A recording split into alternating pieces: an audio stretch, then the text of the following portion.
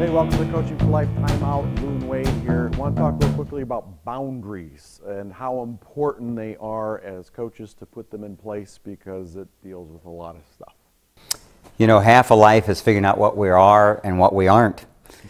Everything that's made has a boundary. Animals have their territories, the stellar and the solar system, and they not only define its purpose, but they define its function. And so the difference between a stream and a swamp really are boundaries. And a body of water without any boundaries is stagnant, it's not very attractive. We tend to think as boundaries as limiting and constrictive when they really are empowering. The Niagara Falls produces a lot of energy because it has defined boundaries. That is a higher source and a lower source. That's a very important thing for our lives to have direction in. So we think of rules, and kids often think of rules as restrictions, but they're also definitions. And we're defined from our origin by our gender and by our athletic and mental abilities and so forth as to the very purpose of our lives. So obviously, sometimes a body that's built for basketball isn't necessarily good for wrestling. You can change some of that, but you can't change all of that. That's a physical boundary in a body.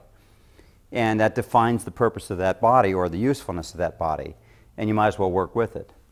You have certain rules in basketball that are different than they are in football, okay? And that means the game's played differently. And the same with horses and certainly with people. So the goal of a parent or a leader isn't to just set restrictions to say no.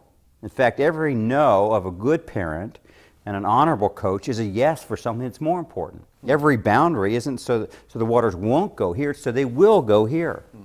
So we often are negative about boundaries, but there will be no effective purpose or excellence accomplished without boundaries. So it's absolutely important for a coach to establish his boundaries, stick to his boundaries, because you need to view them that they're empowering players, not restricting players. First thing the horse does when I put him from the open corral, plains, put him in a fence, I want to capture his heart.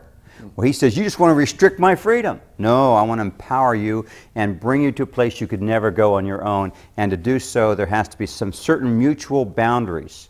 Now, they're not just on the horse. They're on the player, the coach too, and they're on me because I also submit to the same arena and the same rules that I expect him to submit to. So coaches, you bring your players in your fences, your practice, your walls, your fields. You have boundaries, rules, what time you start practice, how you do things. Establish those boundaries, and if you're consistent with them, you're really planning and preparing a way for excellence and empowering your players to produce. Remember, we're coaching for life, not just a season.